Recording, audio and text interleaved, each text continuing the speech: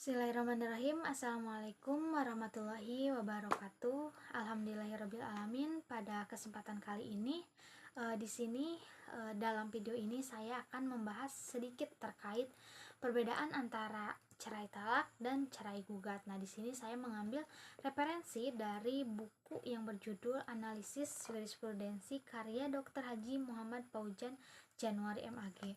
Nah, di sini mungkin di dalamnya nanti akan mengupas atau membahas terkait perbedaan dari kedua yang tadi itu antara cerai talak dan cerai gugat. Nah, untuk pembahasan yang pertama yaitu mengenai cerai talak. Nah, sebelumnya itu di dalam Undang-Undang Nomor 1 Tahun 1974 bahwa dikatakan bahwa ada perbedaan antara cerai talak dan cerai gugat. Nah, jadi langsung saja kita bahas terkait cerai talak. Nah, sebelum adanya Undang-Undang Nomor 1 Tahun 1974 tentang perkawinan, bahwa cerai talak itu tidak diatur di dalam peraturan perundang-undangan yang berlaku. Nah, cerai talak itu baru dijelaskan atau dirincikan dalam peraturan pemerintah nomor 9 pada tahun 1975, yang mana dalam bagian-bagian sendiri dengan sebutan cerai talak. Lalu di dalam pasal 14 sampai dengan pasal 18 peraturan pemerintah nomor 9 tahun 1975 dikemukakan bahwa suami yang bermaksud menceraikan istrinya berdasarkan perkawinan menurut agama Islam harus mengajukan permohonan ke pengadilan agama di tempat tinggalnya. Nah, jadi jelas ya bahwa jika seorang suami ingin menceraikan istrinya, tentunya harus memohon atau mengajukan permohonan kepada pengadilan agama seperti itu, di mana ia tinggal. Nah, lalu selain itu juga bahwa arti dari talak itu sendiri adalah pemutusan tali perkawinan. Nah, di dalam KHI juga di dalam pasal 117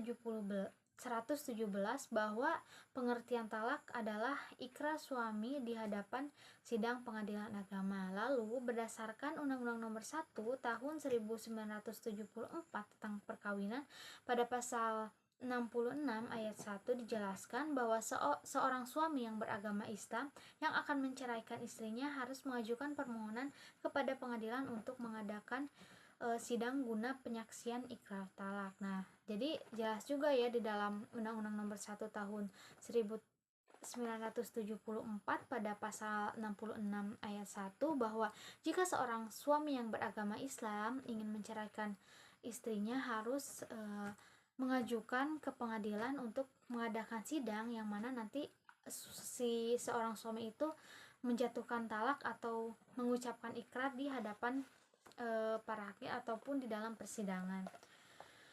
Nah, juga adapun seseorang yang akan menalak istrinya itu harus adanya suami, istri, dan juga sigot talak, serta juga ada beberapa syarat sah untuk seseorang menjatuhkan talak. Yang pertama itu bukan anak kecil. Nah, tentu saja para ulama mazhab sepakat bahwa talak yang dilakukan oleh anak kecil tidak sah sekalipun ia telah pandai. Tetapi berbeda dengan madhab Hambali yang menyatakan bahwa talak yang dijatuhkan oleh anak kecil hukumnya sah, seperti itu. Jadi syaratnya itu tidak boleh anak kecil gitu. Jadi tidak sah kalau misalkan anak kecil menjatuhkan talak, seperti itu. Lalu yang selanjutnya syarat yang kedua yaitu harus berakal sehat, karena talak yang dilakukan oleh orang gila, baik gilanya itu akut ataupun insidental, maka hukumnya itu tidak sah. Tetapi para mazhab sempat sepakat terhadap jatuhnya talak dari orang yang mabuk minuman haram atas dasar kemauannya sendiri. Namun apabila minuman itu mubah atau ia dipaksa, talaknya tidak jatuh. Nah, jadi ada beberapa mazhab juga bahwa bisa saja orang yang mabuk ataupun gila itu bisa saja sah kalau memang itu kemauan ia sendiri.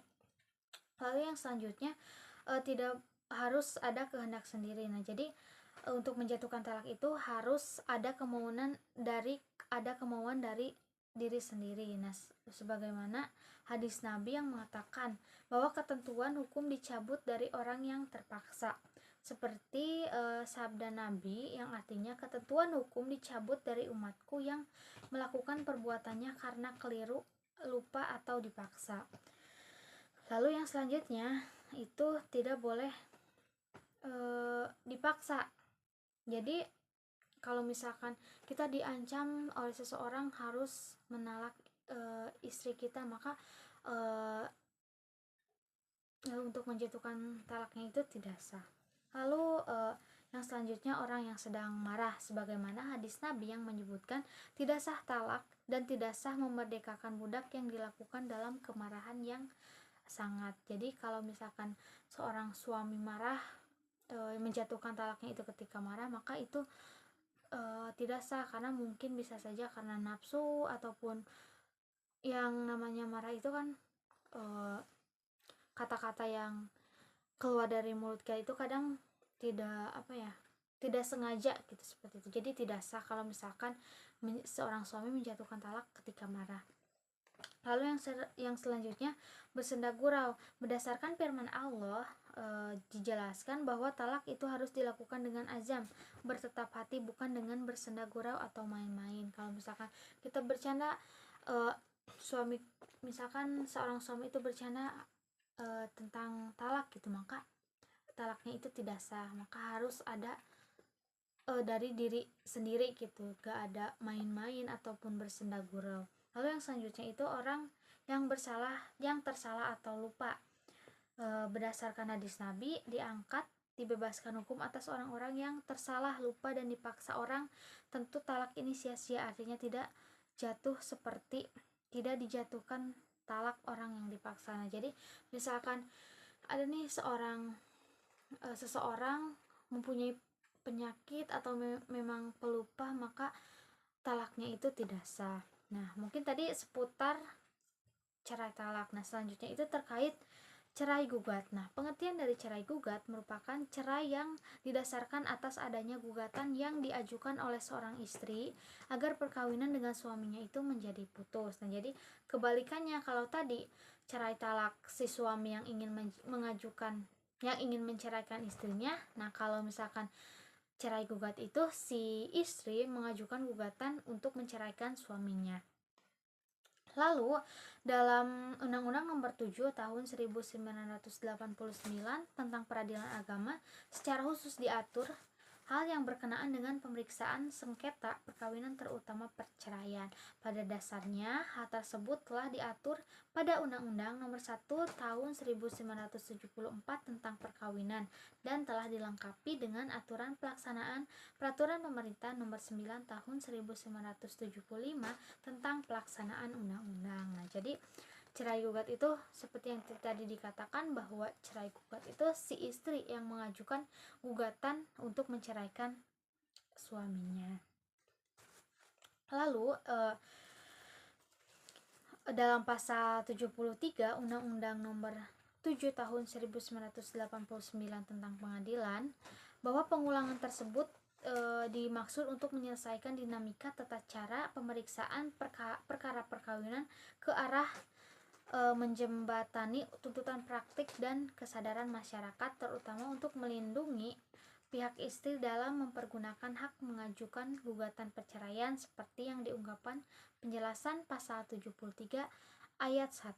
Nah, jadi cerai gugat juga dalam syariat Islam disebut dengan huluk. Makna aslinya adalah menanggalkan atau membuka sesuatu jika yang meminta cerai itu pihak istri dengan adanya pembayaran. Nah, seperti itu. Lalu akibat perceraian karena cerai gugat diatur dalam pasal 156 pada KHG, dinyatakan bahwa anak yang belum mumayyiz berhak mendapatkan hadonah atau pemeliharaan dari ibunya. Kecuali memang ibunya itu sudah meninggal dunia, maka kedudukannya bisa digantikan dengan wanita-wanita dalam garis lurus ke atas dari ibu, kemudian ayah, dan juga wanita-wanita dalam garis lurus ke atas dari ayah, saudara perempuan dari anak yang bersangkutan, wanita-wanita kerabat sedarah menurut garis samping dari ibunya, kemudian wanita-wanita kerabat sedarah menurut garis samping dari ayah. Nah juga anak yang sudah mumayyiz berhak memilih untuk mendapatkan hadonah dari ayah ataupun ibunya, seperti itu. Kemudian apabila pemegang hadonah ternyata tidak dapat menjamin keselamatan jasmani dan rohani si anak, maka biaya nafkahnya juga telah dicukupi, maka atas permintaan kerabat yang bersangkutan pengadilan dapat memindahkan hak hadonah kerabat baik lain yang mempunyai hak hadonah pula. Kemudian semua biaya hadonah dan nafkah harus menjadi tanggung jawab ayah menurut kemampuannya. Kemudian bila mana terjadi perselisihan mengenai hadonah dan nafkah anak, pengadilan agama memberikan putusannya berdasarkan huruf A, B, C, dan D. Kemudian yang terakhir, bahwa pengadilan dapat pula dengan mengingat kemampuan ayahnya menetapkan jumlah biaya untuk pemeliharaan dan pendidikan. Nah, jadi kalau misalkan si istri ingin menggugat cerai suaminya, maka diatur dalam undang-undang, dalam KHI, dalam pasal 132 ayat 1 bahwa gugatan perceraian diajukan oleh istri atau kuasanya pada pengadilan agama yang daerah hukumnya mewilayahi tempat tinggal penggugat, kecuali istri meninggalkan tempat kediaman bersama tanpa seizin suami. Nah, jadi tentunya dari kedua hal tersebut ada perbedaan. Kalau misalkan cerai talak itu si suami yang ingin menceraikan istrinya, jika cerai gugat, maka si istri yang mengajukan gugatannya untuk menceraikan suaminya, seperti itu. Mungkin hanya itu yang dapat saya sampaikan, kurang lebihnya mohon maaf. Wassalamualaikum warahmatullahi wabarakatuh.